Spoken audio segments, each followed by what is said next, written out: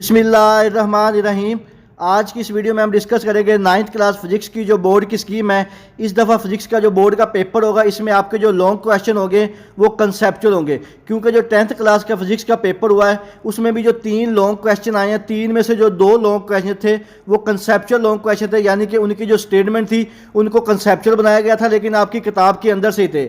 इस स्कीम के एंड पर कुछ सैंपल मैं आपके साथ शेयर करूंगा जिससे आपको पता चल जाएगा कि आपके जो लॉन्ग क्वेश्चन है कंसेप्चुअल किस तरह से होंगे और किन किन चैप्टर से होंगे और किस तरह पूछे जाएंगे। तो इसके लिए आपसे रिक्वेस्ट है इस वीडियो को एंड तक देखिएगा। पूरी वीडियो की स्कीम के बाद मैं आपके साथ कुछ सैंपल पेपर शेयर करूंगा जिससे आपको ये बात क्लियर हो जाएगी कि आपके जो कंसेप्चुअल लॉन्ग क्वेश्चन आने हैं वो किस तरह से आने हैं। और ये जो 9th क्लास फिजिक्स की स्कीम है ये पंजाब के तमाम बोर्ड, लाहौर, रावलपिंडी, गुजरांवाला, साहिवाल, मुल्तान, फैसलाबाद, सरगोदा, बहावलपुर, डेरा गाजी खान और आज़ाद जम्मू कश्मीर के तमाम बच्चों के लिए हैं। वीडियो शुरू करने से पहले तमाम बच्चों से रिक्वेस्ट है एक दफ़ा दुरूद शरीफ पढ़ कर कमेंट में डन लिख दीजिएगा। अल्लाह ताला से दुआ है अल्लाह ताला तमाम बच्चों को उनकी उम्मीदों से ज़्यादा नंबर दे और अच्छे ग्रेड के साथ कामयाब करे। तो सबसे पहले हम बात करते हैं ऑब्जेक्टिव पेपर की, जिसको आप MCQ वाला पेपर भी कहते हैं। इसमें टोटल जो MCQ होते हैं वो 12 MCQ होते हैं। इन 12 में से जो 6 MCQ हैं वो आपकी एक्सरसाइज में से पूछे जाते हैं, जबकि बाकी के जो 6 MCQ हैं वो आपकी बुक में से पूछे जाते हैं। आपके जो मोस्ट इंपॉर्टेंट MCQ हैं वो ऑलरेडी मेरे चैनल मोहम्मद वकास नवाज पे अपलोड हुए हुए हैं। अगर आप सिर्फ वही MCQ कर ले तो इंशाल्लाह ताला आपके जो फिजिक्स के ऑब्जेक्टिव पेपर में 12 नंबर हैं वो कन्फर्म आ जाएंगे। तो इसका जो लिंक है इस वीडियो की जो डिस्क्रिप्शन है आपको वहाँ से इस वीडियो का लिंक मिल जाएगा MCQ वाला। तो इनकी जो MCQ की तरतीब है वो कुछ इस तरह से होगी। आपका चैप्टर नंबर 1 में से 2 MCQ, चैप्टर नंबर 2 में से 1 MCQ, चैप्टर नंबर 3 में से 1 MCQ, चैप्टर नंबर 4 में से 1 MCQ, चैप्टर नंबर 5 में से 2 MCQ, चैप्टर नंबर 6 में से 1 MCQ, चैप्टर नंबर 7 में से 1 MCQ, चैप्टर नंबर 8 में से भी 1 MCQ और जो आपका लास्ट चैप्टर नंबर 9 है इसमें से 2 MCQ पूछे जाएंगे।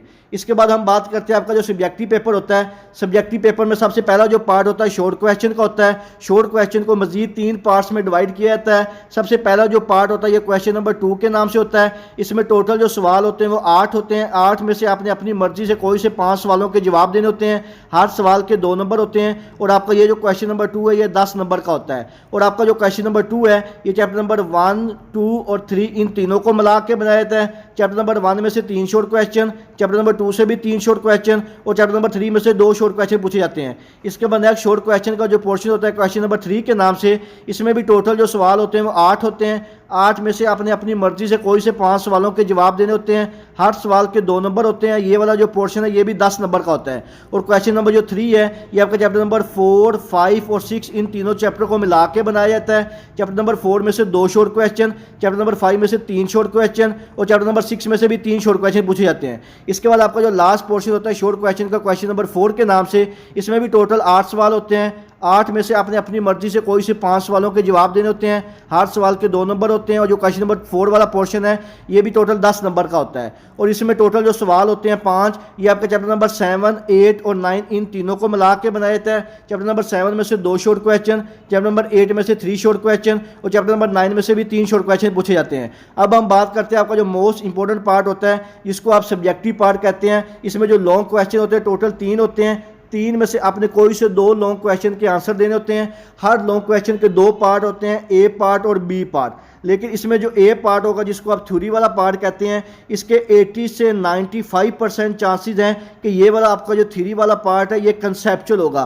कंसेप्चुअल से क्या मुराद है कि जो क्वेश्चन है वो आपकी किताब के अंदर से ही होंगे लेकिन इनकी जो स्टेटमेंट है उनको चेंज किया जाएगा। इस स्कीम के बाद मैं आपके साथ कुछ पेपर के सैंपल शेयर करता हूँ जो कि कंसेप्चुअल पेपर की बेस पे बने हुए हैं। इंशाअल्लाह ताला वहाँ पे आपको डिटेल से कन्फर्म हो जाएगा कि जो कंसेप्चुअल सवाल आने हैं वो किस तरह से आने हैं और आपने उसकी किस तरह तैयारी करनी है। तो सबसे पहला जो आपका लॉन्ग क्वेश्चन होता है क्वेश्चन नंबर 5 के नाम से, इसका जो A पार्ट है या तो चैप्टर नंबर 1 में से आएगा या चैप्टर नंबर 2 में से आएगा और इसका जो B पार्ट है ये चैप्टर नंबर 3 में से बनेगा। लेकिन इसमें कन्फर्म नहीं है कि चैप्टर नंबर 1 में से आएगा या चैप्टर नंबर 2 में से आएगा। लेकिन B जो पार्ट है जो न्यूमेरिकल वाला पार्ट है इसके चांसेस ज़्यादातर यही है कि B जो पार्ट है चैप्टर नंबर 3 में से बनेगा। अगर आपने क्वेश्चन नंबर 5 को अटैम्प्ट करना है तो आपको चैप्टर नंबर 1, चैप्टर नंबर 2 और चैप्टर नंबर 3 इन तीनों चैप्टर की थ्योरीज भी अच्छी तरह से प्रिपेयर करनी पड़ेंगी और न्यूमेरिकल को भी प्रिपेयर करना पड़ेगा। लेकिन ज़्यादातर जो 80 से 90% चांसेस हैं कि चैप्टर नंबर 3 में से न्यूमेरिकल पूछा जाएगा। इसके बाद नेक्स्ट जो आपका लॉन्ग क्वेश्चन है, क्वेश्चन नंबर 6 के नाम से, इसका जो ए पार्ट है जिसको थ्योरी वाला पार्ट कहते हैं,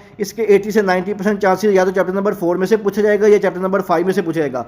और जो बी पार्ट है जो कि न्यूमेरिकल होता है, इसके ज़्यादातर चांसेस जो है चैप्टर नंबर 6 में से पूछा जाएगा। अगर आपने क्वेश्चन नंबर 6 को अटैम्प्ट करना है तो आपको चैप्टर नंबर 4, चैप्टर नंबर 5 और चैप्टर नंबर 6 ये वाले तीनों चैप्टर की थ्योरी भी अच्छी तरह आनी चाहिए और न्यूमेरिकल भी अच्छी तरह आनी चाहिए। लेकिन 80 से 90% चांसेस है कि चैप्टर नंबर जो 6 है इसमें से न्यूमेरिकल पूछा जाएगा। इसके बाद आपका जो लास्ट लॉन्ग क्वेश्चन है, क्वेश्चन नंबर 7 के नाम से, इसका जो ए पार्ट है या तो चैप्टर नंबर 7 में से पूछा जाएगा या चैप्टर नंबर 9 में से पूछा जाएगा, जबकि इसका बी जो न्यूमेरिकल वाला पार्ट है वो चैप्टर नंबर 8 में से पूछा जाएगा। अगर आपने क्वेश्चन नंबर 7 को अटैम्प्ट करना है तो आपको चैप्टर नंबर 7, चैप्टर नंबर 8 और चैप्टर नंबर 9 इन तीनों चैप्टर की थ्योरी और न्यूमेरिकल को अच्छी तरह से प्रिपेयर करना पड़ेगा। लेकिन 80 से 90% चांसेस है कि जो चैप्टर नंबर 8 है इसमें से न्यूमेरिकल वाला सवाल पूछा जा सकता है। यहाँ पे एक आपको नोट भी बता दूं कि ए और बी पर दोनों न्यूमेरिकल या दोनों थ्योरी भी पूछे जा सकते हैं। किसी भी बाब से न्यूमेरिकल पूछा जा सकता है जो हर बोर्ड में मुख्तलिफ होगा। न्यूमेरिकल पूछे जाने के जो गालबन अमकानात हैं वो बाब नंबर 6, 3 और 8 इन तीनों के हैं, यानी कि जो 80 से 90% चांसेस हैं कि इन तीनों चैप्टर में से न्यूमेरिकल पूछा जाएगा, जबकि जो बाकी के रिमेनिंग चैप्टर हैं इनमें से थ्योरी के चांसेस ज़्यादा हैं। लेकिन जो बच्चे अच्छे हैं जिन्होंने पूरी तैयारी करनी है उनको चाहिए कि जो भी उन्होंने पेड करना है, अगर उसने क्वेश्चन नंबर 5 करना है तो ये वाले 3 चैप्टर, क्वेश्चन नंबर 6 करना है तो ये वाले 3 चैप्टर और क्वेश्चन नंबर 7 करना है तो ये वाले 3 चैप्टर के थ्योरी और जो न्यूमेरिकल है इनको अच्छी तरह से प्रिपेयर करें। इंशाअल्लाह ताला आपका जो फिजिक्स का 100% पेपर है इसी के मुताबिक आएगा। इसके बाद हम बात करते हैं कुछ सैम्पल पेपर की, जो कि आपके सैम्पल पेपर है कि किस तरह आपका जो कंसेप्चुअल पेपर है उसको बनाया जाएगा। ये मेरे पास एक फिजिक्स का सैम्पल पेपर है, इसमें आपको मजीद क्लियर हो जाएगा कि आपके जो कंसेप्चुअल लॉन्ग क्वेश्चन है वो किस तरह से आएंगे। तो ये जो लॉन्ग क्वेश्चन, इसमें सबसे पहला जो लॉन्ग क्वेश्चन है, डोरी से मुंसलिक अजसाम के सिस्टम का एक्सीलरेशन और टेंशन मालूम करें जबकि डोरी और जबकि दोनों अजसाम अमूदन हरकत कर रहे हैं। ये थोड़ा सा सवाल आपकी किताब के अंदर से ही है, लेकिन इसको थोड़ा सा जो है कंसेप्चुअल बनाया गया है। बाकी जो न्यूमेरिकल वाला सवाल है ये तो आपकी बुक के अंदर जो एग्जाम्पल और न्यूमेरिकल है ये वहीं से पूछा जाएगा। इसके बाद नेक्स्ट जो लॉन्ग क्वेश्चन है, क्वेश्चन नंबर 6 के नाम से, इसका जो पार्ट नंबर ए है, बुलंदी के साथ जी की कीमत की तब्दीली की वजाहत करें। बहुत ही इंपॉर्टेंट लॉन्ग क्वेश्चन है, कंसेप्चुअल है, इसके आने के चांसेस बहुत ही ज़्यादा हैं। इसको आपने अच्छी तरह करना है। जबकि इसका जो बी पार्ट है ये आपका न्यूमेरिकल है, ये किताब के अंदर से ही आता होता है। इसके बाद क्वेश्चन नंबर जो 7 है, तैरने का असूल बयान करें। ये देखिए कि अगर आप कोई पास पेपर देखें उसमें इस तरह का कोई भी सवाल नहीं आया होगा।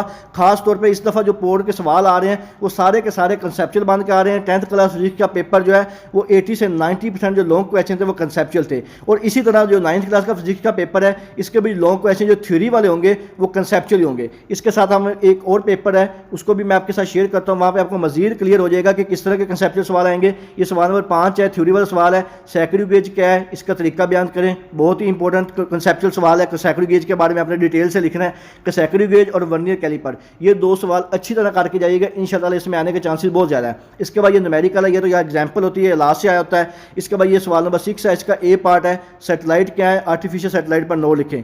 अब देखें कोई पास पेपर में पहले इस तरह का कभी भी सवाल नहीं आया, लेकिन इस दफ़ा जो कंसेप्चुअल सवाल आने के चांसेस हैं तो ये सवाल आ सकता है। इसके बाद नेक्स्ट क्वेश्चन नंबर 7 है, इसका जो थ्योरी वाला क्वेश्चन है, हुक का कानून बयान करें। पास पेपर में देखेंगे कि जो हुक का कानून है वो अक्सर शॉर्ट सवाल में आता है, लेकिन इस दफ़ा जो कंसेप्चुअल पेपर है तो इसके आने के चांसेस बहुत ज़्यादा हैं, जबकि न्यूमेरिकल जो है वो एग्जाम्पल या न्यूमेरिकल वाले हिस्से में से आता है। ये मेरे पास एक और सैम्पल पेपर है, फिजिक्स का ही है।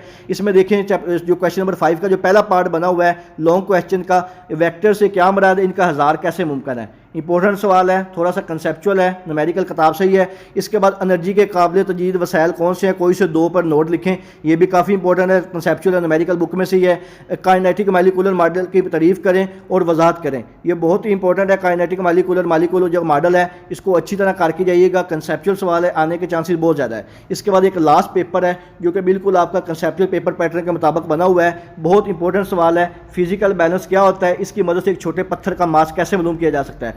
बहुत ही ज़्यादा इंपॉर्टेंट सवाल है, आने के चांसेस बहुत ज़्यादा हैं। समझ लें कि 100% चांसेस हैं कि ये वाला जो सवाल है फिजिकल बैलेंस वाला, वर्नियर कैलिपर वाला, सैकड़ों गेज वाला, इनमें से एक सवाल लाजमी आएगा। इसके बाद नेक्स्ट जो सवाल है, इसका जो ए पार्ट है, सेंटर ऑफ मास और सेंटर ऑफ ग्रेविटी की वजाहत करें। ये भी कंसेप्चुअल सवाल है, ये भी आपसे पूछ सकता है कि किसी भी जिस्म का सेंटर ऑफ मास या सेंटर ऑफ ग्रेविटी कैसे मालूम करते हैं। इसके बाद जो न्यूमेरिकल है ये किताब के अंदर से ही है। इसके बाद ये सवाल नंबर जो नेक्स्ट है, क्वेश्चन नंबर जो 7 है, हरारती फलाव के असरात और तलाक डायग्राम की मदद से वजाहत करें। अगर आप 10th क्लास फिजिक्स का पेपर देखें तो उसमें जो अक्सर सवाल हैं 80 से 90% उनमें यही सवाल आए हुए हैं कि सरगर्मी की मदद से वजाहत करें, डायग्राम की मदद से वजाहत करें, मिसालों की मदद से वजाहत करें, उसकी इकसाम की वजाहत करें। तो आपने जब भी फिजिक्स के क्वेश्चन लॉन्ग क्वेश्चन करने हैं तो आपने जो अनइम्पोर्टेंट सवाल है जिनको आपको लगता है कि इनके आने के चांस ही नहीं है, इस दफ़ा वही सवाल आ रहे हैं कंसेप्चुअल बन के, तो आपने उनको अच्छी तरह करके जाना है। तो ये था आपका 9th क्लास फिजिक्स का जो ऑफिशियली बोर्ड का पेपर पैटर्न है और कुछ इंपॉर्टेंट जो कंसेप्चुअल लॉन्ग क्वेश्चन है उनका सैंपल आपके साथ शेयर किया है। इसके अलावा आपके most important short question MCQs वो ऑलरेडी मेरे चैनल मोहम्मद वकास नवाज पे अपलोड हुए हैं, आप जाके देख सकते हैं। मोस्ट इंपॉर्टेंट जो लॉन्ग क्वेश्चन है उसकी वीडियो थोड़ी देर बाद आ जाएगी वीडियो चैनल पे, आप जाके देख सकते हैं। मजीद कोई सवाल हो आप मुझसे कमेंट सेक्शन में पूछ सकते हैं। दुआओं में याद रखिएगा। जज़ाकल्लाह। अल्लाह हाफिज़।